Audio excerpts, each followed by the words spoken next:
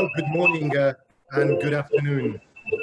My name is Mark Edo and I'm your moderator, and I want to welcome everyone to the second in the Hekima series, where we come together with Africa's deepest thinkers to find pathways. Oh, good morning and good afternoon. My name is Mark Edo, and Hekima, which means wisdom in Swahili, is a product of the African Influencers for Development, UNDP's partnership initiative that brings together leaders in business, academia, and the arts to co-create sustainable development solutions. Now, following last month's launch of Hekima, which featured a very insightful conversation with Professor Wole Soyinka of Nigeria, we are joined today by another great thinker and Nobel laureate, former President of Liberia, Her Excellency Ellen Johnson Sirleaf. Now, I encourage all of you to post your questions in the Q&A box. You'll find that right at the bottom of the screen, and also put your thoughts in the chat room. As I said, the buttons are right there at the bottom of the screen, and the last panelist is you. So please contribute your questions and thoughts. Now, if you're watching via YouTube, you can use the comment section, and I'll do my best to pose as many of your questions as possible to our guest thinker. And for those who want to hear this in French, please click on the interpretation button and choose French and mute English. I also want to welcome our conveners. UNDP Administrator is joining us, Akim Steiner, you're most welcome. And the Regional Bureau for Africa Director, Ahuna Eziakonwa. You'll hear from them shortly. But first, a short introduction to someone with a long and eventful career, Her Excellency Ellen Johnson Sirleaf. She's known as Africa's Iron Lady, and from very early on, Ellen Johnson Sirleaf was a strong champion of freedom, peace, democracy, justice, and women's empowerment. Her journey's seen her wear many hats: international banker, government minister, UNDP Regional Bureau for Africa Director. And in 2005, she was elected President of Liberia, becoming the first woman to be democratically elected as head of state in Africa. The country she was tasked to lead was in bad shape. Hospitals, schools, and major infrastructure had been destroyed in a decade-long civil war. Hundreds of thousands of people had been killed or they'd been displaced. Ma Ellen, as she's often called, rebuilt the infrastructure and ushered in an economic revival, helping heal her damaged nation. She also saw the country through the Ebola crisis. Her savvy negotiation led to nearly $5 billion in debt relief and the lifting of UN sanctions, allowing Liberia to access international markets again. She's won many awards for maintaining peace, championing women's rights, and defending democracy, culminating in the Nobel Peace Prize in 2011. And since leaving office, she's been very busy. The UN Secretary General appointed her co-chair of the high-level panel of eminent persons tasked with crafting the Sustainable Development Goals. And from 2016 to 2017, she was the first female chairperson of ECOWAS. Now she runs a foundation and can often be found on her farm, where she grows rice, mangoes, and guava. Ellen Johnson Sirleaf is the proud mother of 4 sons and 12 grandchildren. Now, walking in her footsteps as the current RBA director is Ahuna Eziakonwa. She's also the creator and co-convener of the Hekima series. I'd like to welcome her now to take over from me. Thank you, Mark. And Madam President, what a wonderful opportunity you have given us to have this moment with you. Thank you and warm welcome to the second edition of Hekima series. And I want to also welcome my boss, Mr. Achim Steiner, who is here with us today. You know, Madam President, you left big shoes to fill in the Regional Bureau for Africa, UNDP. And I'm so humbled to be in this position after you. You indeed left a foundation that we are building on right now. And I want to thank you really from the bottom of my heart for everything that you mean to the continent and to our world. You're not just a leader in Africa, you are a global leader. And it is one of the reasons why we have you on in this second edition. Now, the UNDP administrator, when he took up his office, launched the next generation UNDP. And one would wonder, what is the next generation UNDP? He essentially established what we know today as Development 2.0, taking everything that we have learned in more than 5 decades of doing development on board and cultivating a new landscape, development paradigm that sees people not just as subjects of our development book, but as authors of their own development story. And this is what gives us the license today to establish the Hekima series, because it comes from that understanding and recognition that the solutions we seek for development may indeed reside in the countries where we are present. And in order to bring out these solutions, we create platforms that enable connections to happen and enable this wisdom to be mined. And, you know, I was talking to a young entrepreneur the other day, and he described UNDP as the Facebook of development. A very apt description, because this is the next generation UNDP, where we recognize that it is in collaborations, in building this collective wisdom and collective intelligence around development solutions, that we will win in a world where development challenges are indeed outpacing solutions that can be cultivated in one country or another. UNDP's global policy network helps us to tap into the global knowledge that exists about where the solutions could also be brought on board. But in our case, these solutions, when they come from our side, have to be adapted to the country reality. So our country presence, which is in practically every country on the continent of Africa, our country offices have become listening posts for the wisdom that comes from the population on the ground. They are not there to impose ideas, but to create opportunities to bring those ideas together. That is what makes the next generation UNDP, that we remain at the center of our mission, an agency that fights poverty, but that does so while protecting our environment and doing it in a sustainable manner. An agency that fights inequality. We believe that the world will not survive when only a few have the opportunity and access to excel. So shared prosperity is a mission of UNDP. And we believe that innovation, digital technology, can help us go faster. So we need to become stronger after COVID-19, but also we need to go faster, accelerating development to ensure that the Sustainable Development Goals are achieved, become a key principle that we pursue.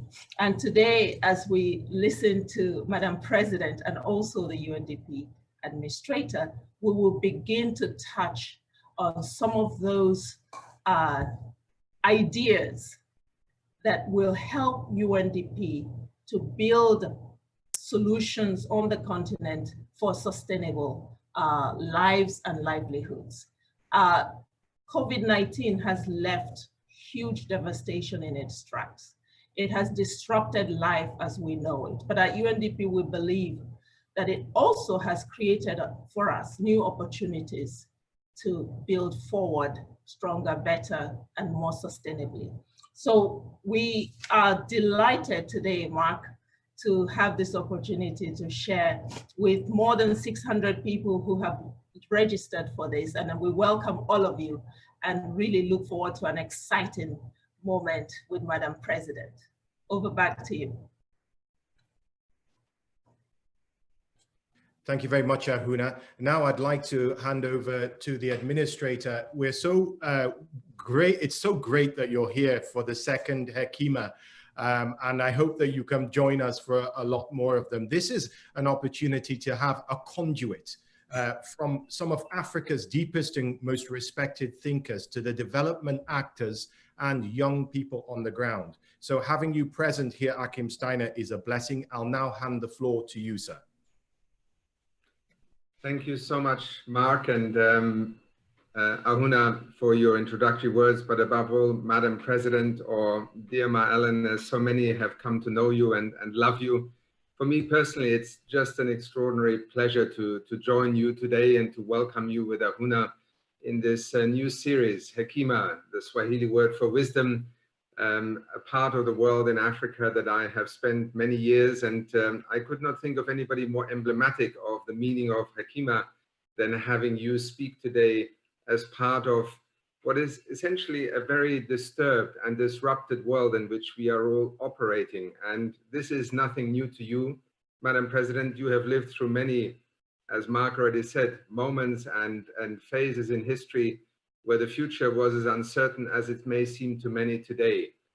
And I begin with this because it is in the wisdom of our elders, but it is also in the wisdom of those who have watched transformation and the emergence of new ideas, and your continuous appeal also to recognize and respect the contribution that young people can make, that I'm particularly excited that you have agreed to be part of this series today.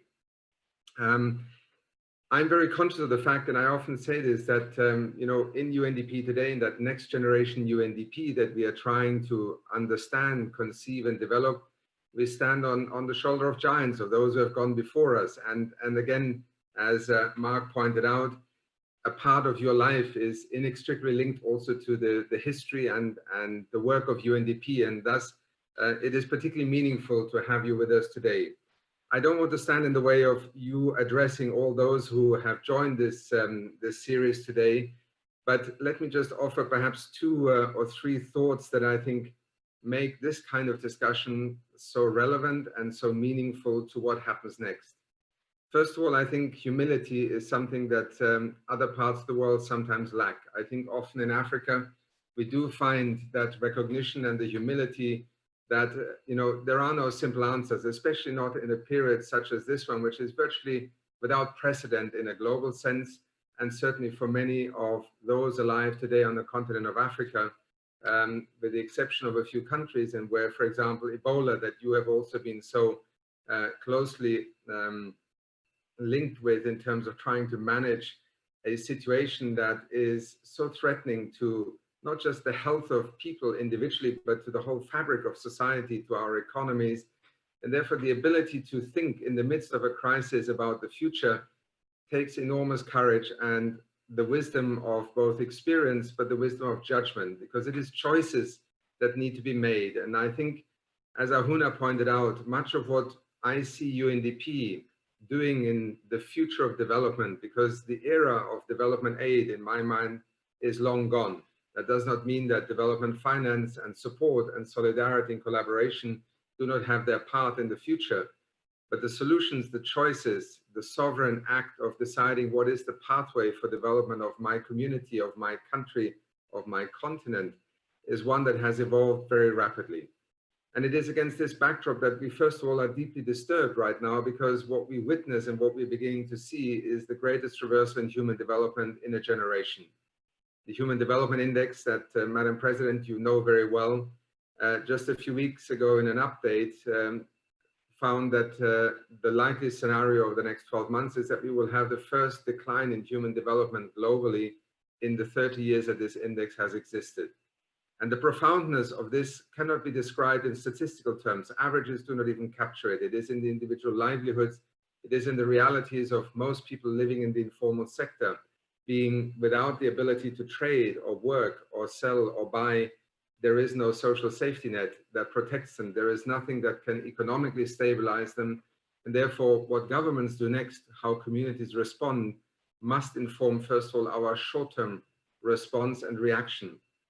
But as a development program, it would be a failure of UNDP if we did not also focus on how do we find the trajectory out of this crisis. What is it that will provide the resilience, first of all, to communities, to nations, to economies, to get through this economic freefall, to the psychological trauma of what is happening, and then figure out a way in which we don't just build back better, we actually build forward better.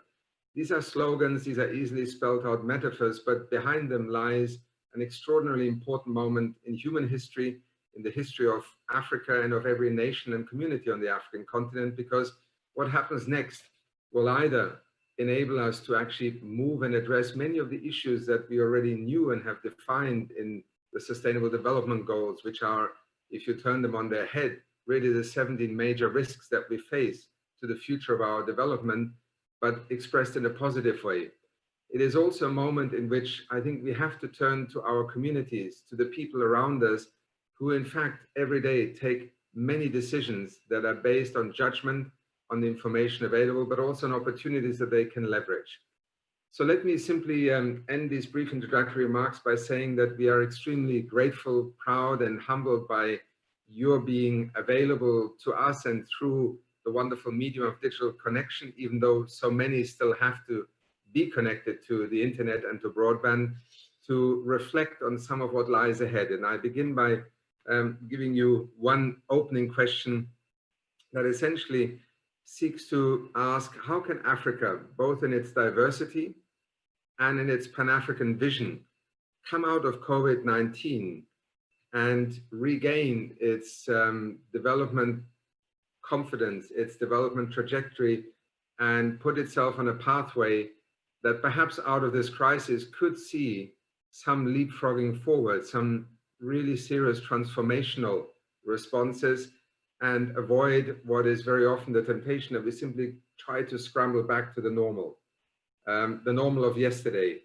We know that tomorrow's economies, tomorrow's development agenda is simply not going to be yesterday's economy.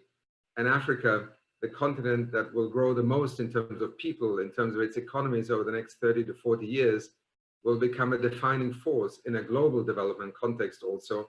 And that is why what happens next and how African citizens, leaders, but also leaders in business, in communities choose to act will be so significant, well beyond the immediate context of the continent.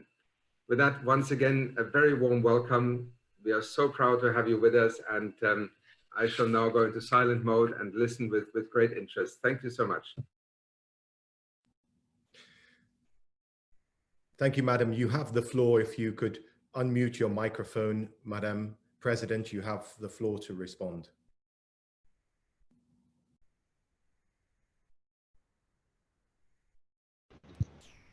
We can hear you.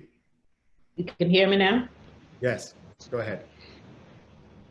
Well, Akim, Ahuna, Mark, let me say what a great opportunity this is, for this opportunity to be with you and to join you as I interact with so many of those that we know have contributed to where we are in this world, and also at those who are being affected. I am grateful for this invitation, especially for this chance and this time to follow Professor Wole Soyinka. It's such an honor for me to do so. We all have admired him and continue to admire him for his works, for his long years of advocacy for African scholarship, and for change in Africa. Today, we are facing serious difficulties brought about by COVID-19, a pandemic that is the first we've seen in hundreds of years in the world. It comes at a time when the world we know is on a verge of change, a change that will affect and impact Africa. Even as we struggle to cope with the devastating effect, we must look ahead. And I listened to Hekima when she talked about 2.0, creating a new landscape for change, ensuring that people are the owners of their own development, a platform that will enable the exchanges, that will enable us to examine where we are in this world and how we can react to this momentum of change. UNDP has a Facebook of development. All of those things that resonate so well as we try to face these complexities and uncertainties of this new world. I have every conviction that Africa will emerge from this global crisis. But when we do, we will look on our duty to humanity better than when we did going into this crisis? Will we embrace inclusive growth so that more of Africa's poor may have a chance to rise out of poverty? Will we empower women, involve the youth, protect our children and their future more than we did going into this crisis? Will we govern more justly and expand a space for democratic governance? Will we finally end the wars on our continent and create an environment of safety and security for all to develop and to thrive? Ours is a continent of the young, the home to 16% of the world's population, a great challenge to us as to how we steer them into the future. We are blessed as a continent with natural resources, yet for many of our countries, we're still poor and collectively accounting for only 1% of the world's wealth. Can we do better? Can Africa do better? Yes. It must. We must truly desire to do better. A good place to start is to take responsibility for where we are and bravely adopt transformational agendas to lead us to where we ought to be. We must change. In the spirit of Ubuntu, we must learn from our failings and rededicate ourselves to making Africa a better place for all of its sons and daughters, irrespective of tribe, religion, age, or any other classification. You said, Achim, about humility, ability, courage. All of those characteristics that would be required as we formulate this new agenda, the transformation agenda of which we speak so often. And I believe UNDP, as the Facebook of Africa, UNDP that has championed a long time development of capacities to be able to address the challenges of development. The Human Development Report to which you referred, and how that has been a guide to countries as they examine their own performances and their own responses to the challenges they face from day to day. As we go forward and you establish the new landscape, making everyone owners of their own development, we will then begin to see how that influences our continent to adopt those transformation policies. I look forward to the discussions that will follow, to listen to the comments that will be made, and to welcome the questions that will come, so that we all have an opportunity for the exchange on how we will respond to those questions that our young brothers and sisters out there will be asking. Thank you again for this opportunity to join you.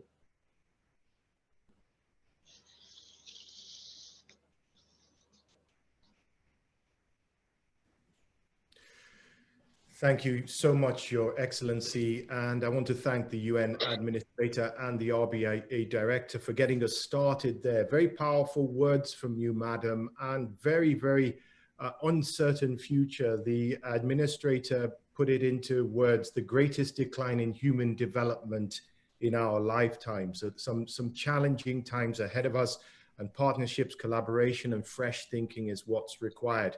Now we move on to the Q&A segment. This is the meat of Hekima, where we have 3 conduits for questions that we'll ask Madame today. First, the UNDP has asked its country offices, its offices in 45 countries across Africa, to curate the most pressing, burning questions they can from citizens and youth and individuals in their country.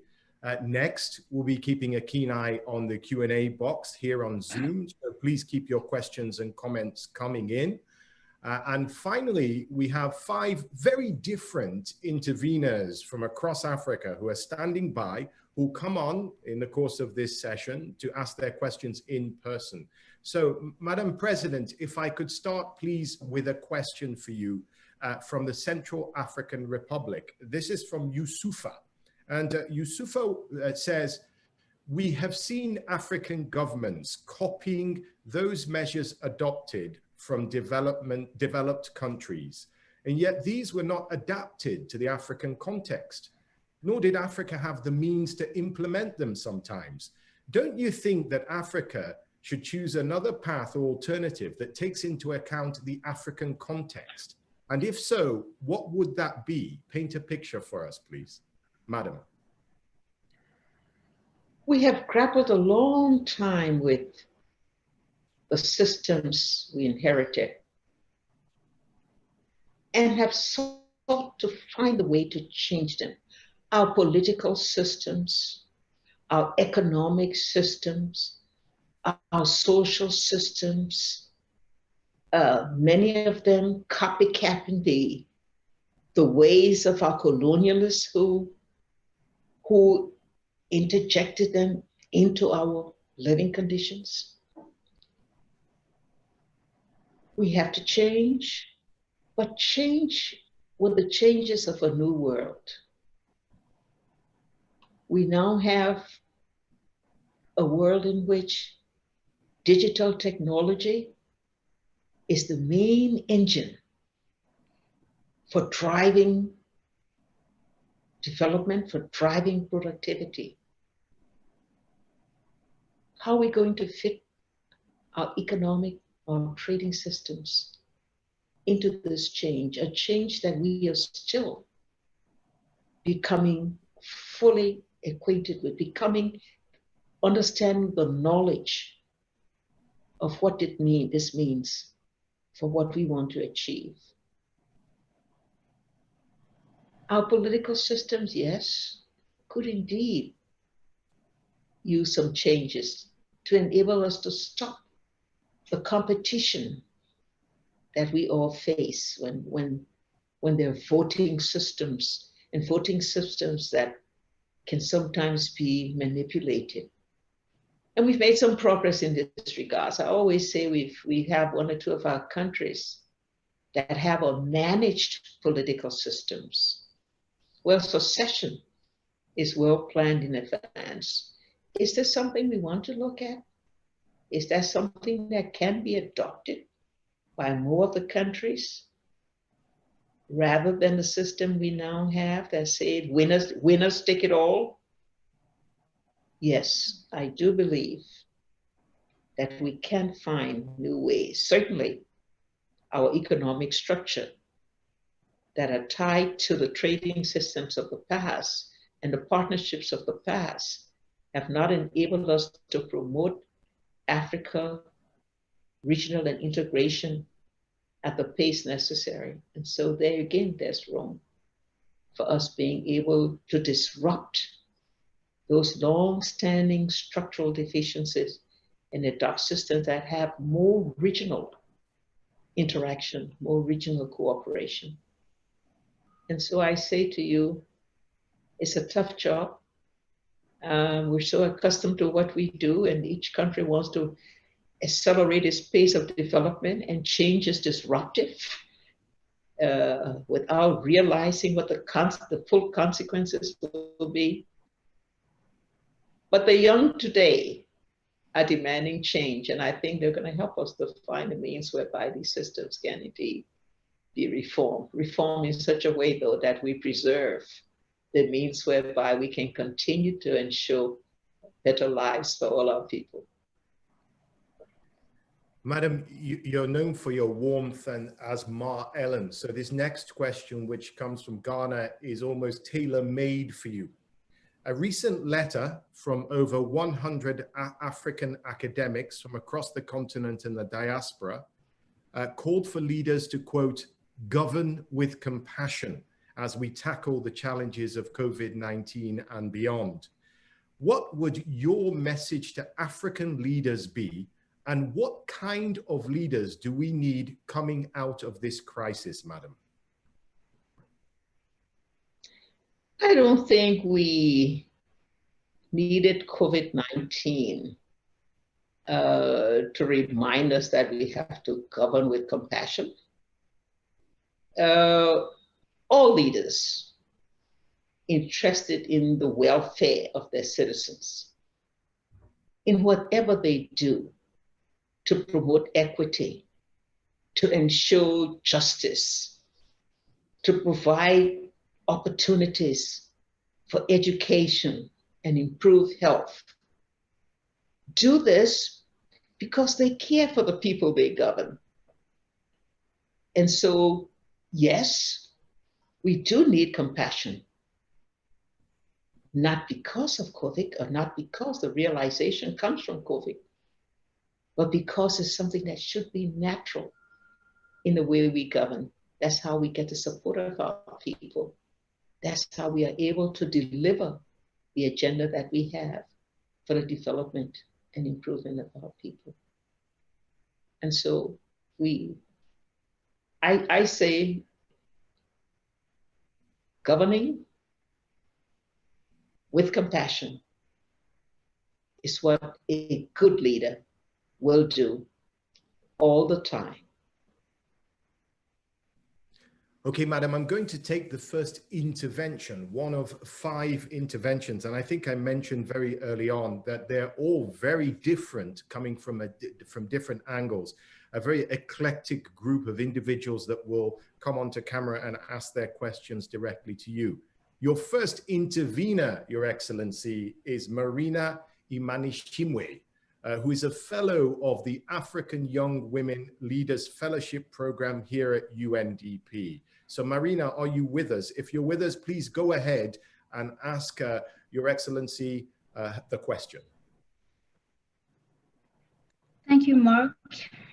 Good afternoon, Your Excellency. Good afternoon, everyone. It is such an honor and a privilege and a pleasure to be part of this discussion. So, Your Excellency, we have seen that many women in Africa have lost their jobs or their small businesses due to COVID-19. We have also seen an alarming rise in domestic violence against women who are often bound by their culture not to speak up. So my question is, Your Excellency, what should the governments in Africa do to empower and protect African women whilst considering their cultural norms? Thank you.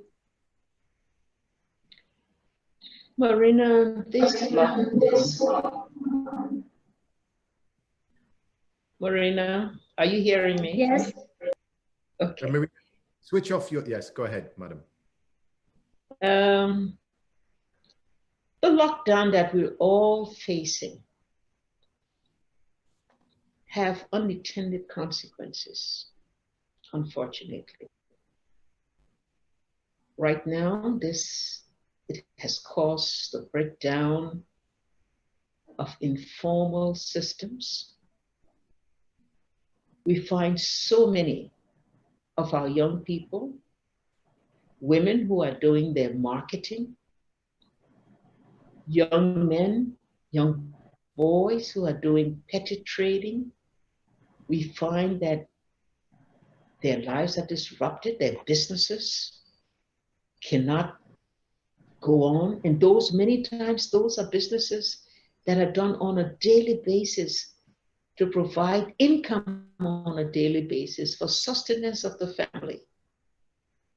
We know that women and girls can become subject to abuse during this period of lockdown because they are restrained from going out. Our women farmers cannot, because they are restricted, cannot do the cross-border trading they do, even within their counties and their areas of farming, because they have to remain as social distancing. They can't have the kind of interaction and cooperation and collaboration that they are accustomed to. And so, what do? I believe governments must now respond to these unintended consequences. COVID-19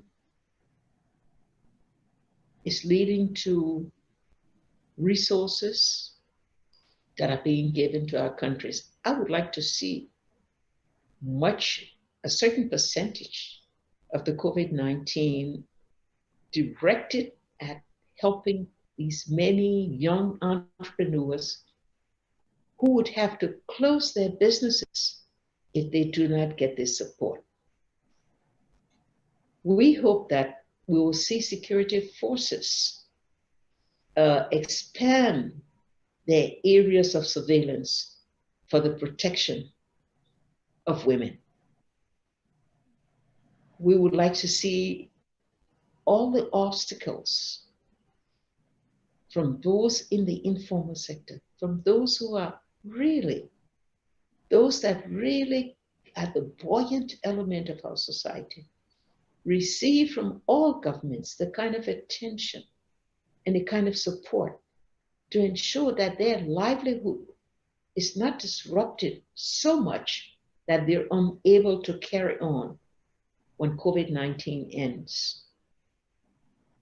I believe some governments are responding to this, but there's always room for more, always room for improvement.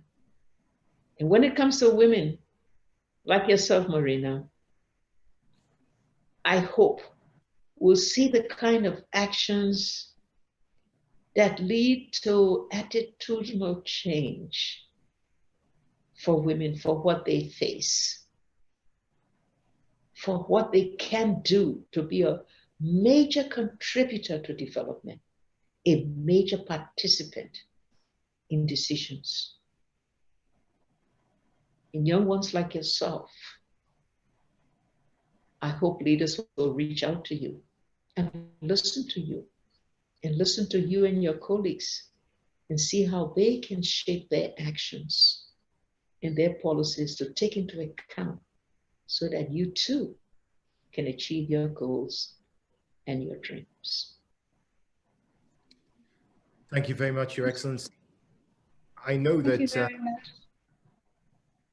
Thank you very much, Your Excellency. I know that that question is going to come back again, but I just want to turn to your wealth of experience when it comes to the fight against COVID-19. A question that's coming in says, you were lauded for rebuilding Liberia's damaged institutions and infrastructure post-conflict, as well as your fight against Ebola 2014 to 2016. What lessons, madam, can you share right now from your experience as we fight COVID-19? Let me try to give 4 prime lessons of experience in the fight for Ebola. Leadership. One has to have hands-on, exemplary leadership at all levels in society.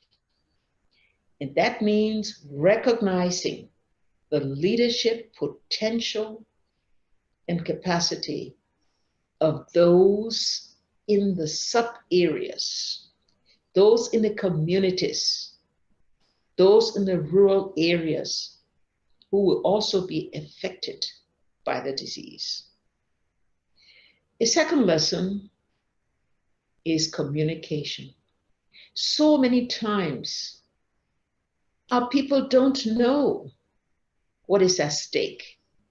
What is the severity and the consequences of the disease? What is the government doing to address it and to resolve it? And so they then can have all kinds of misunderstandings. It's led to violence, it's led to resistance.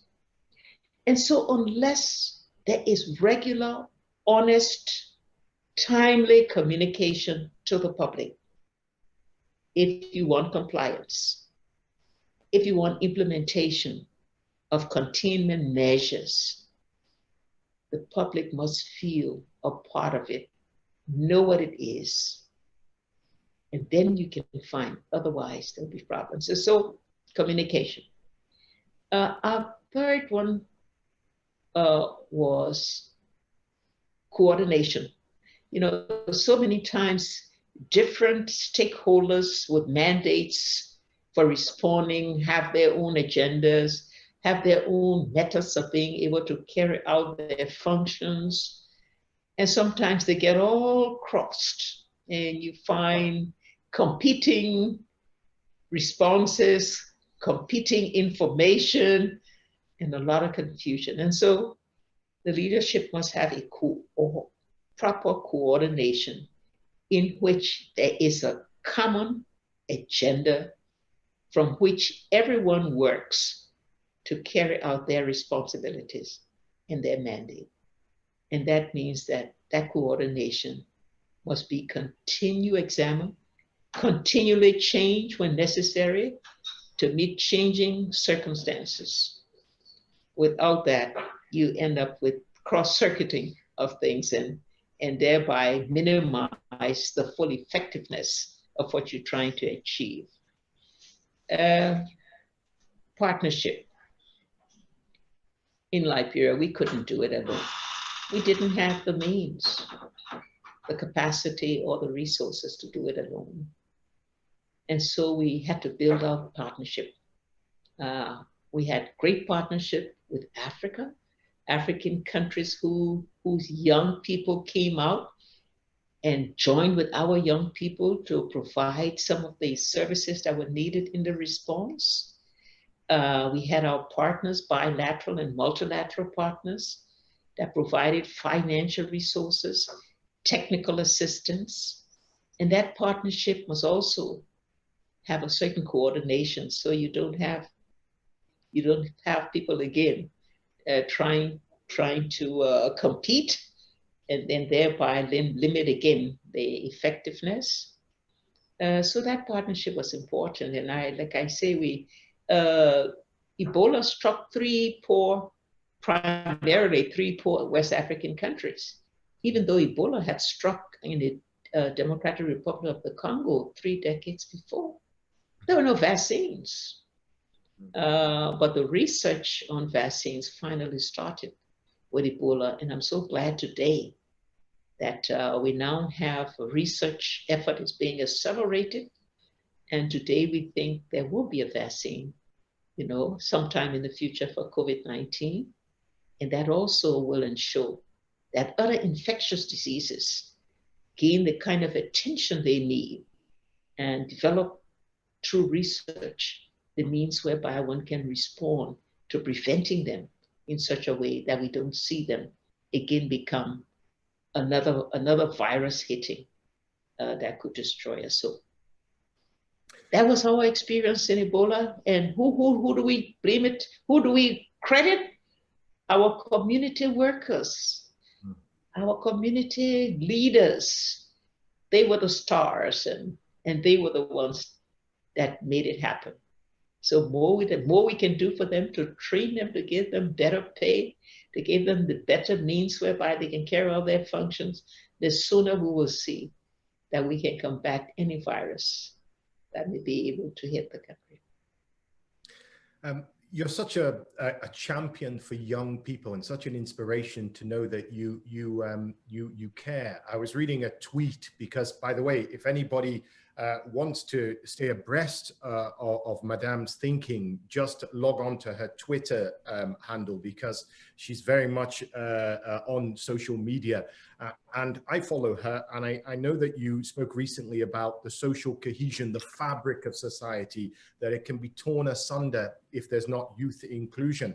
Now, one particular youth that has been capturing people's imagination, he did a very spirited call for Pan-Africanism in a sense of self-worth and pride in Africa, is a young man called Ousmane Touré from the Gambia. This viral video had him being interviewed about why he had chosen not to go to universities in America, in the United States and Canada, where he was offered positions, and stay here in Africa. He's going to be a postgraduate student in Rwanda after the summer. We tracked him down, Ousmane Touré, and he's here today. He's a graduate of University of Gambia. Ousmane has a question for you, madam. Ousmane, are you there? Please ask madam your question. Yeah, good afternoon, madam. Thank you so much. Thank you so much, Mark, for giving me such a wonderful opportunity. And thank you so much, Your Excellency. I am so much delighted to share this platform with you. My question to you will be, how can we reconcile economic growth and environmental protection as a continent in order to prevent both human and natural disasters? Thank you. Ousmane,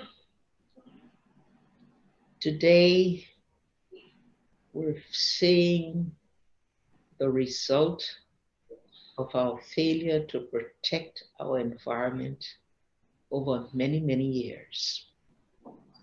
Yes, we concentrated on growth, and we had to do so because growth leads to production and productivity, and we need that. But if we look at the results of environmental degradation, we look at what's happening in places like Mozambique, so many other places, in our own countries, those of us who are on the ocean, and we see the water that's coming in the sea beginning to penetrate into the land. We look at the changes in planting systems. We look at what's happening with our trees. being toned down for charcoal. We know that while we must again have growth to propel our economy, but in doing so, we must make sure that part of the agenda for growth must be protecting the environment that provides the natural resources upon which most of our people live. Most of our people find their sustenance and their livelihood. And so climate change has not received the kind of attention. We've all known that there are major agreements coming out of Paris and others for cooperation among countries to ensure that there is full environmental protection. But we in our countries, our leaders of our countries, must take the first step. They must, in the country's agenda, put in those policies that lead to the protection of the environment. If our own case in Liberia is an example, we had to have a partnership with Norway to be able to protect our forests that were being destroyed.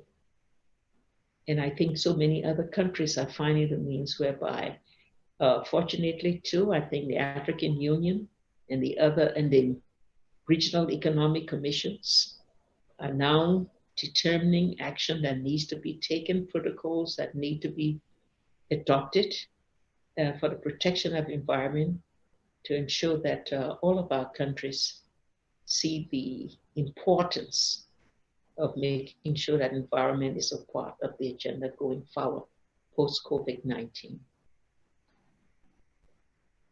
Thank you so much. And thank you very much, Usman, and good luck with your postgraduate studies in Rwanda. We wish you the best. Oh, may I say something else? Let me interrupt with Usman. Usman, I want to say something else because I need to applaud you. I need to applaud you for that decision to stay and do your graduate studies in Africa.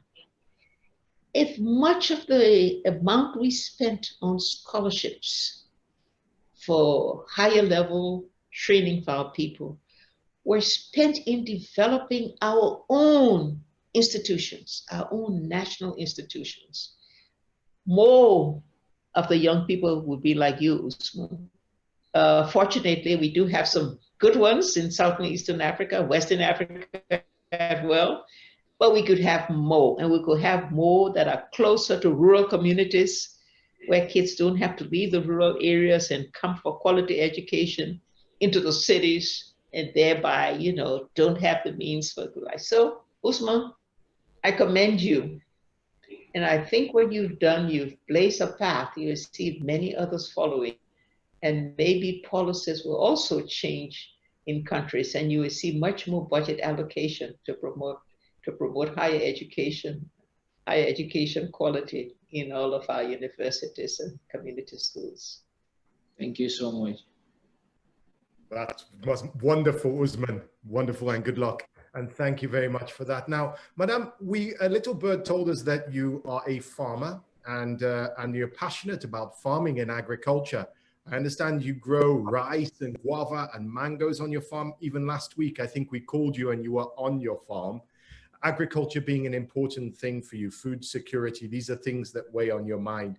Now, this next question sort of points to that. It's from Shamiso Ruzvidzo. She's one of your interveners. She's going to join us now. Shamiso, are you there? Shamiso is the head of exploration at UNDP Accelerator Lab in Zimbabwe. Shamiso, you have the floor. Thank you so much, Mark. Your Excellency, Madame Johnson-Sirleaf, it's an absolute honor to be speaking with you today. To give some context before I ask my question, 86% of Africa's labor force is within the informal sector. This includes agriculture. A large percentage of them are women and young people with limited access to quality education or skills acquisition that would give them opportunities in the formal sector. They are also the most vulnerable to the adverse economic impact of COVID-19. with more than 82% of people having no access to social protection at all. For many, the inability to work is a greater threat than the health impact of the pandemic itself. So with that, Your Excellency, my question is, if we reimagine the new informal sector post-COVID-19, what would it look like for you? What should it look like? Thank you. Thank you, Shamisa, for that. And I'm so glad you mentioned 86% of people in the informal sector are those who really are in agriculture. Agriculture being the key to development in Africa, because we're all agrarian societies with very inadequate use of our land. And so, fortunately today, African leaders have decided that agriculture must be a key priority in all of the national agendas, supported through our regional endeavor for cooperation and integration. What can be done for some of these 86, the majority of which are women? We need, first of all, to ensure that they have land rights. So many of our women in the rural areas cannot tell you that they have a deed to their property.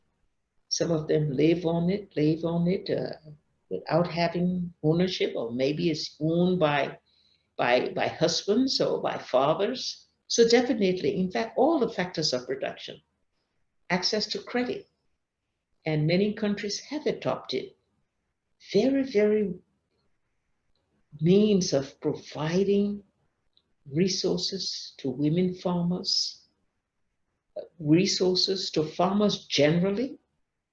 And so giving them land, ensuring them credit are important. Finding support for our women who do cross-border trading.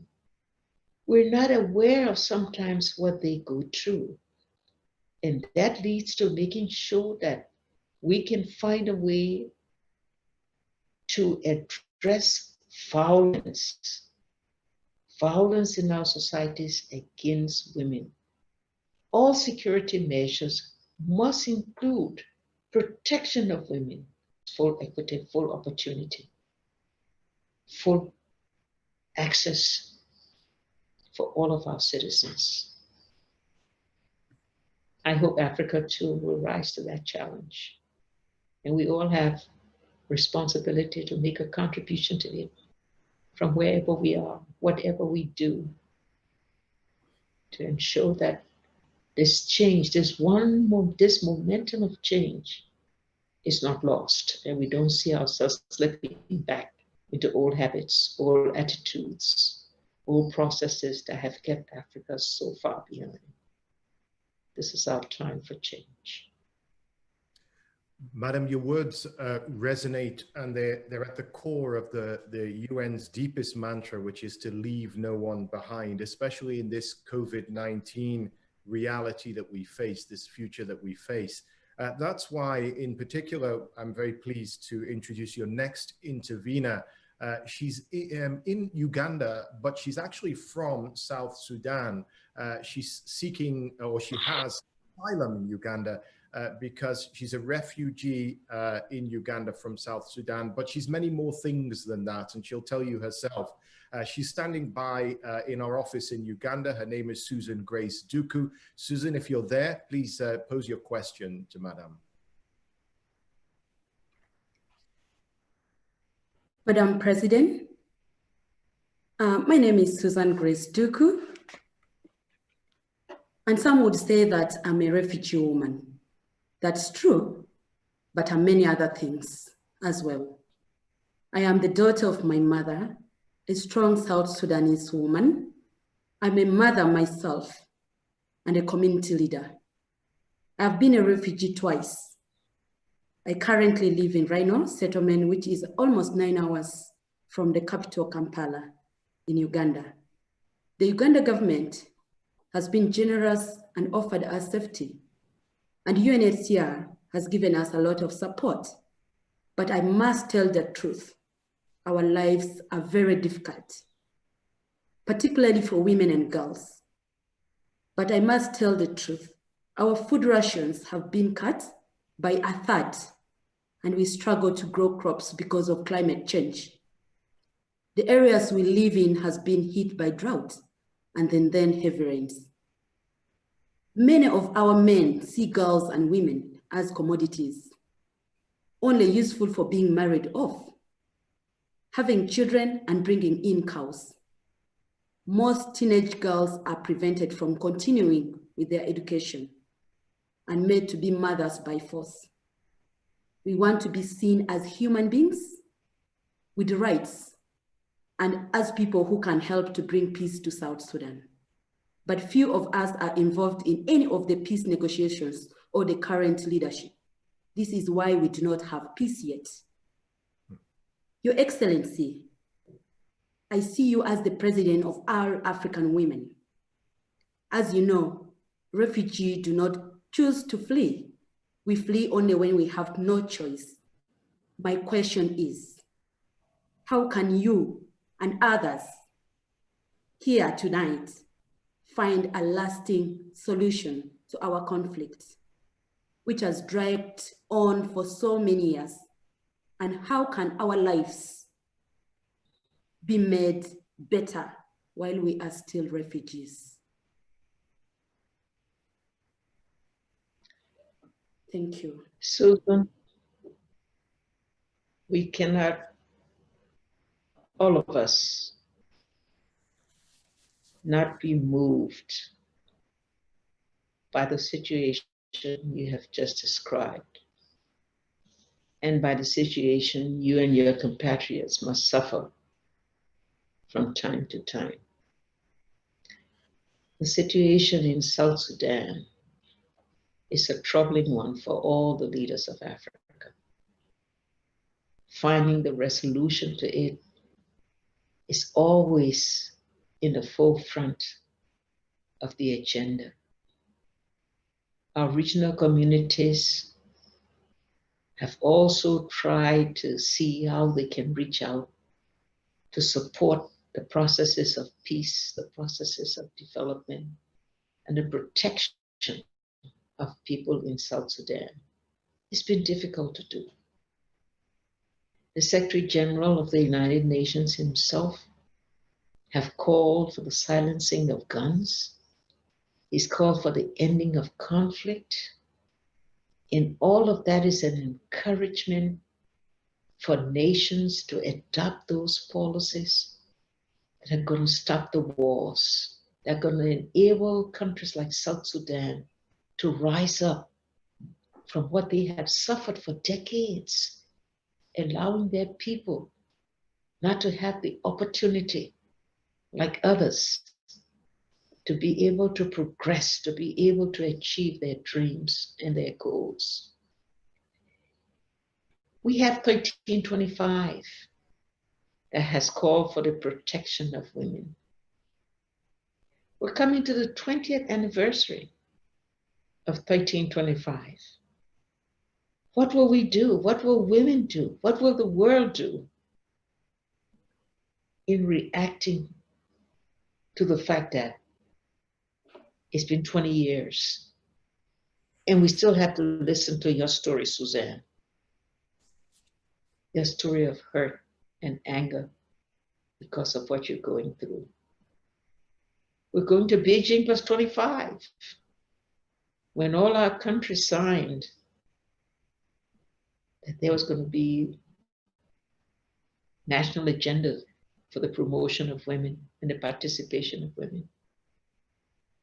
And we still are behind.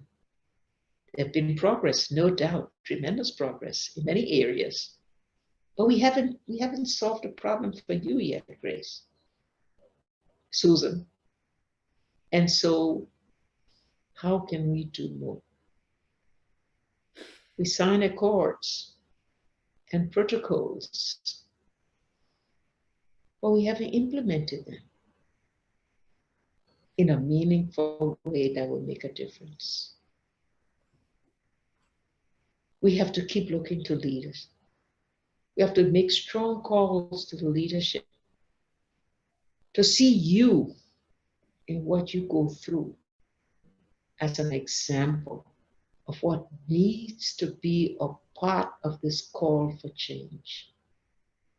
So that you too, Susan, can come to the time when you cannot say the things you just said. When you can say, now I feel that I am equal to everyone in every way.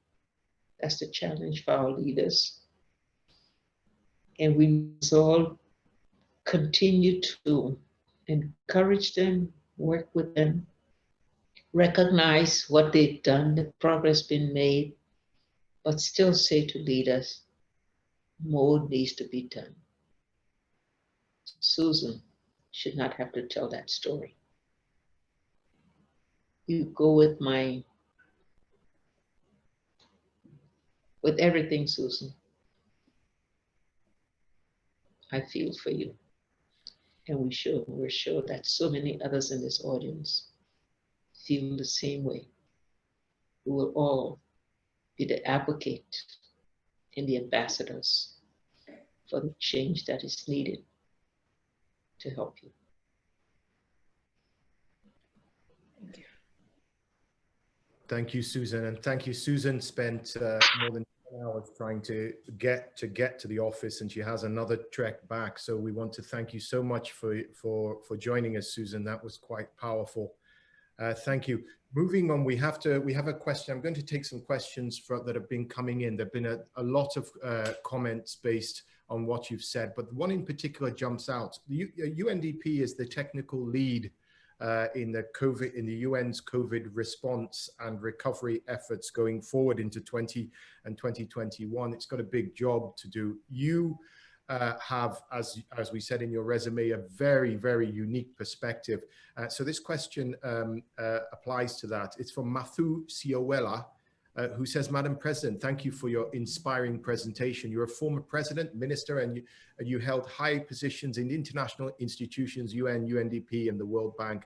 Now, looking back, Madam, can you tell us what 4 critical points in Africa we face in development challenges? And more specifically, if you were in the UNDP again today, what would you do differently?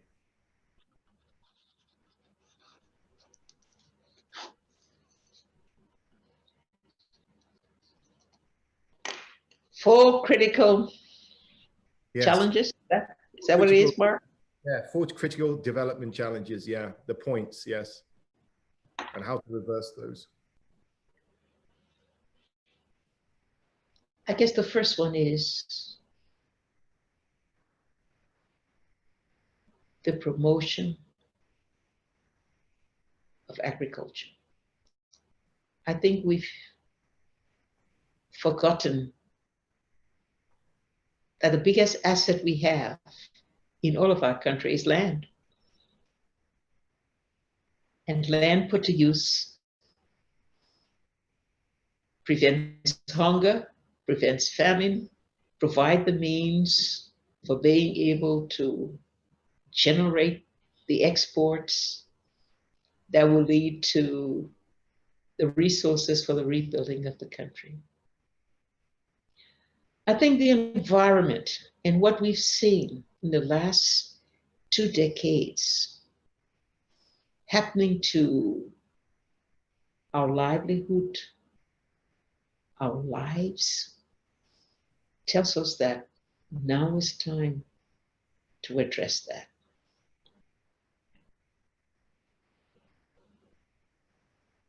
Energy. It's sometimes called the dark continent. And I don't think it's because of the color of our skin. I think it's because you don't have to go very far out of a capital city before you have total darkness.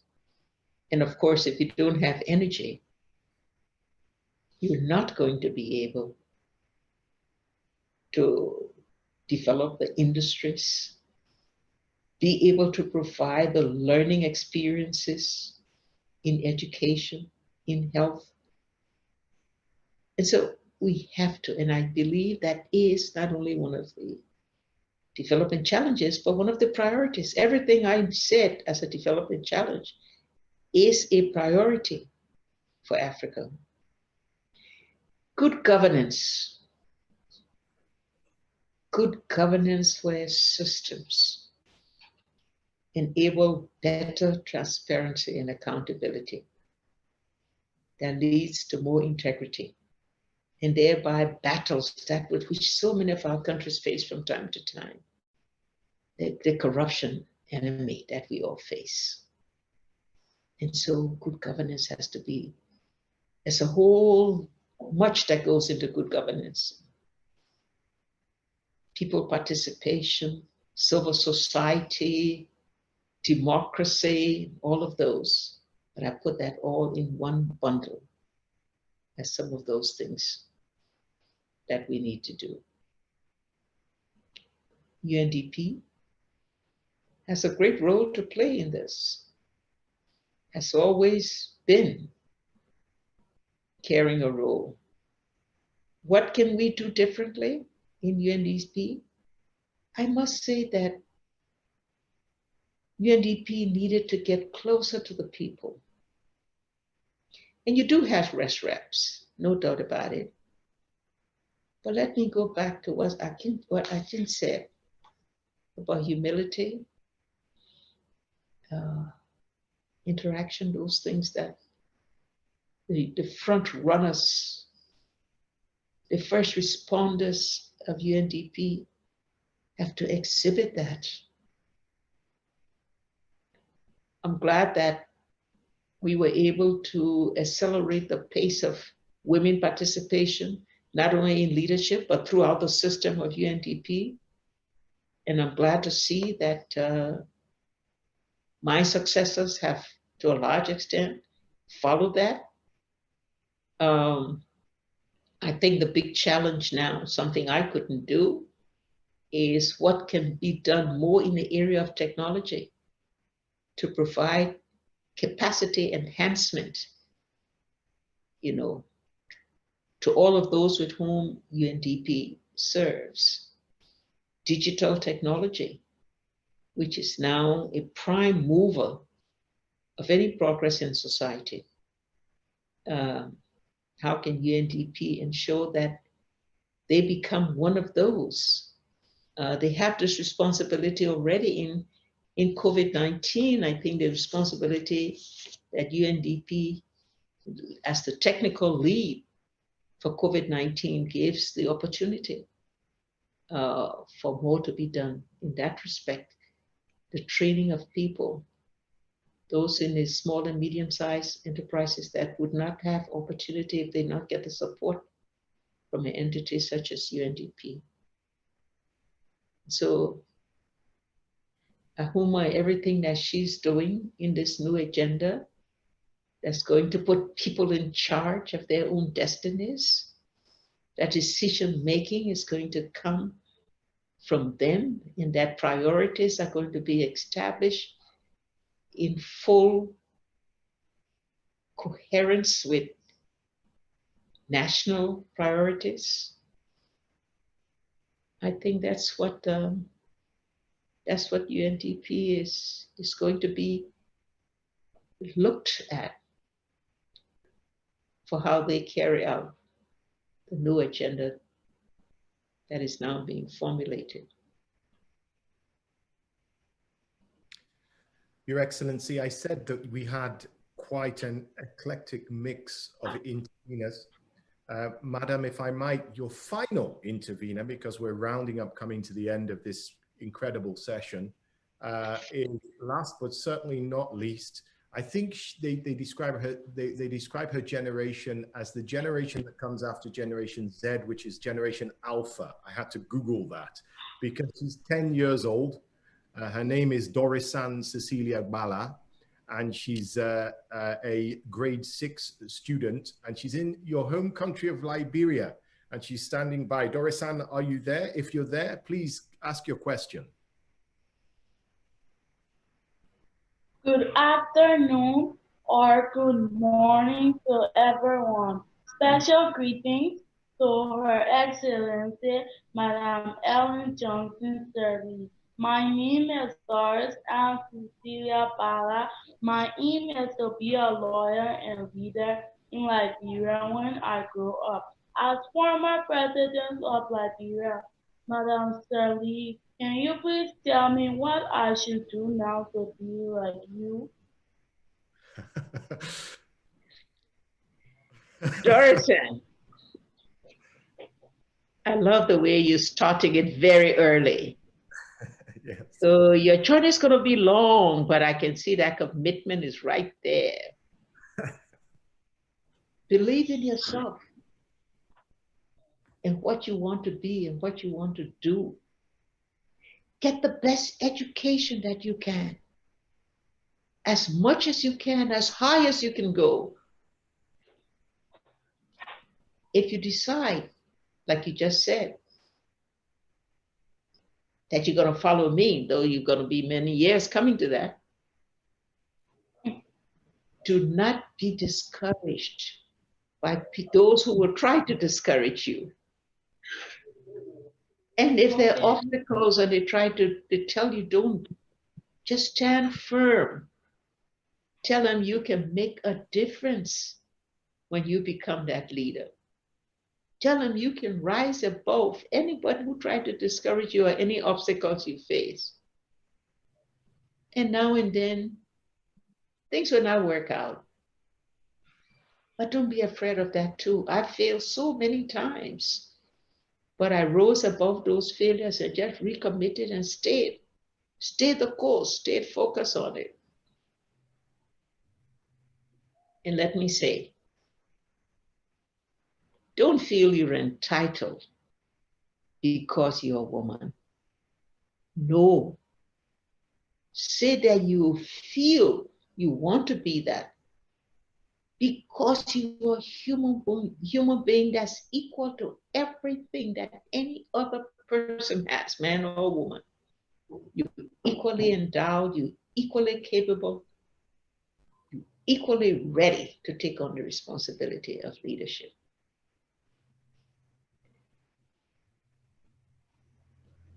Listen to others.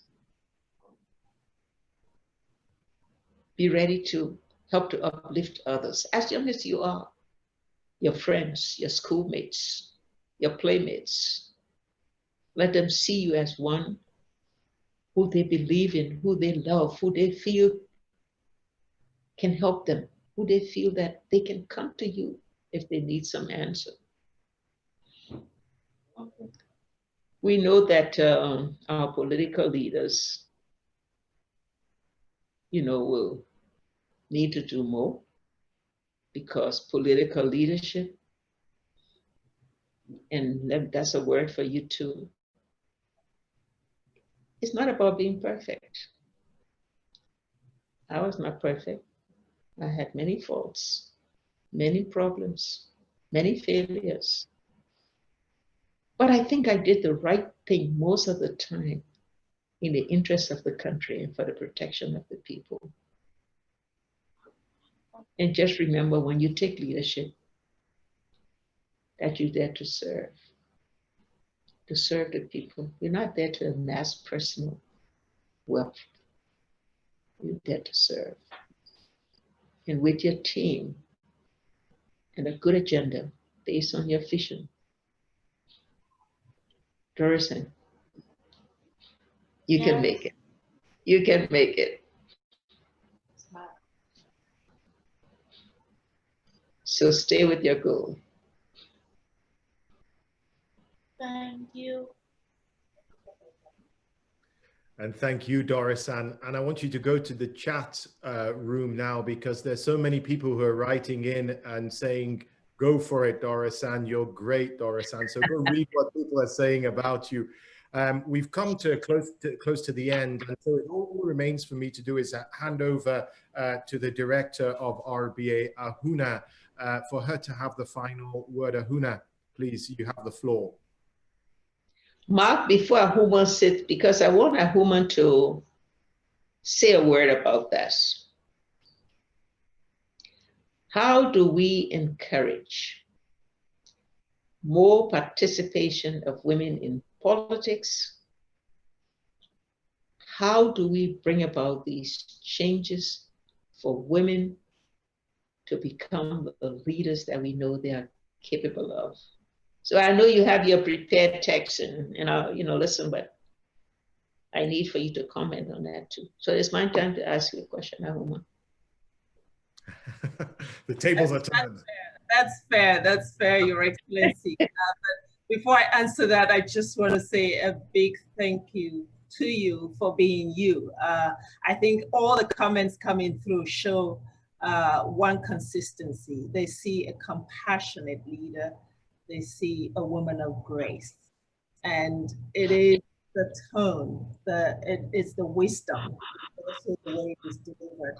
I think that's touching so many hearts across the world right now. And we are so, so inspired by you. How do we encourage systems that will promote more women in leadership positions, not just as political leaders, but also women who sit at the decision-making table that decide on whether countries are peaceful or not. As we heard from Susan today, how do we create a world where the likes of Susan are at the table, telling their stories and influencing the way decisions go? This is our mission in UNDP and in the UN as a whole. And as you know, 2 weeks ago, you and I were on another platform where we were discussing with the African Union this very topic. And UNDP has put its assets at the disposal of the world in co-creating with the African Union these new systems and opportunities for women to engage. Because we know that the world that we seek now to have, a world that is more equal and a world that is more sustainable, cannot happen without women at the table where decisions are being made. So in our country offices where we're present, we are working with governments, with civil society, with academia to position women and train, provide training opportunities, provide opportunities for access to finance, provide opportunities for, defeating this negative cultural influences that put women down, that put these fences around women that Susan described, the violence, because when you are facing violence, domestic or otherwise, on a daily basis, it limits your own capacity to participate.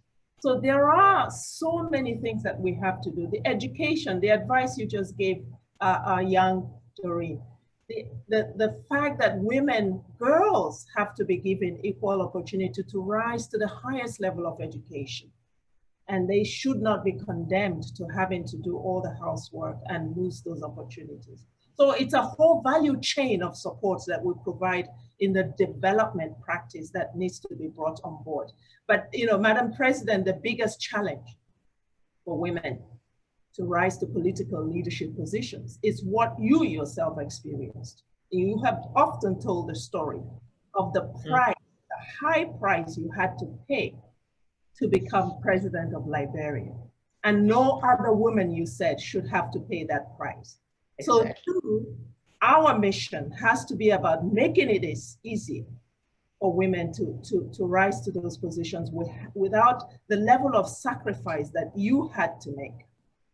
Sacrifice in terms of family, but sacrifice in terms of your own integrity and dignity. So I think that we have a work cut out for us there. And I just want to say, in closing, we're not going to summarize this, Mark. It's impossible to summarize. Everything that you have said is best said in the tone and the voice that you have given it. And that's why it's been important to record this meeting and to have it on YouTube for people to go back and really digest all the wisdom that we had put on the table. But I just want to finish with, you know, I think where you ended in your advice to a young 10-year-old, looking at leadership as service, as a service. I happen to believe that if all Africa's leaders got into those positions with that principle, that they are there to serve the people who have elected them to position, we will have a completely different Africa today. That remains the fundamental ingredient for success for Africa. It's leaders who rise with a consciousness that they are there to serve. And if the next generation of Africa's leaders, and this is a very young continent, and you talked about transformation and young people were asking, how do we prepare ourselves to help lead that transformation? It is indeed in getting yourself armed with this concept that leadership is for service. Yeah. That's one thing that we have picked from you today, Madam President. We believe that as leader of Liberia and of Africa, you put your life to service. And that's what made the difference with Ebola survival. That's what made the difference with creating peace and consolidating it in Liberia. And that's what earned you the Nobel Peace Prize. So thank you so much for continuing to be here for us and to weigh in on that transformation that the continent must now undertake. Thank you, Ahuna.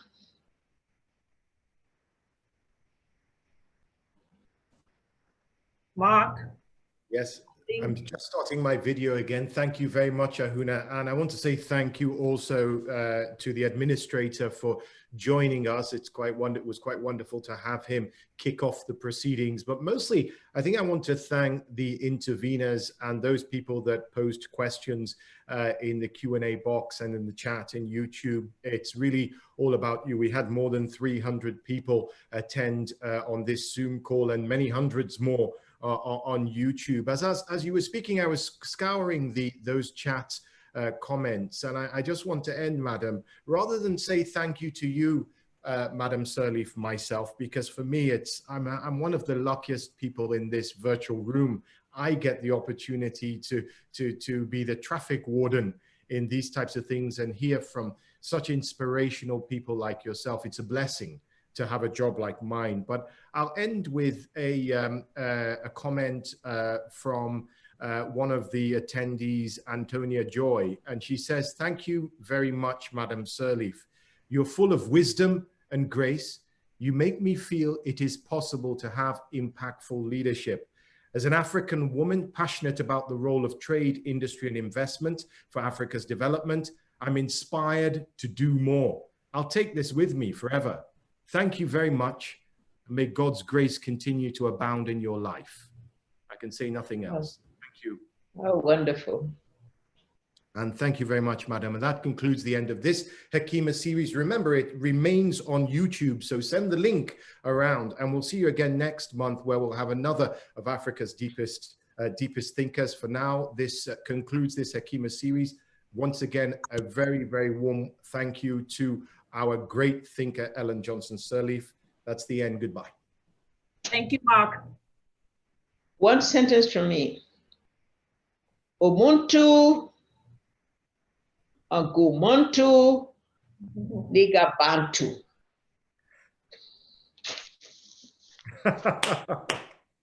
Wonderful. Our collective humanity, indeed. Thank you all. Thank you. Thank you.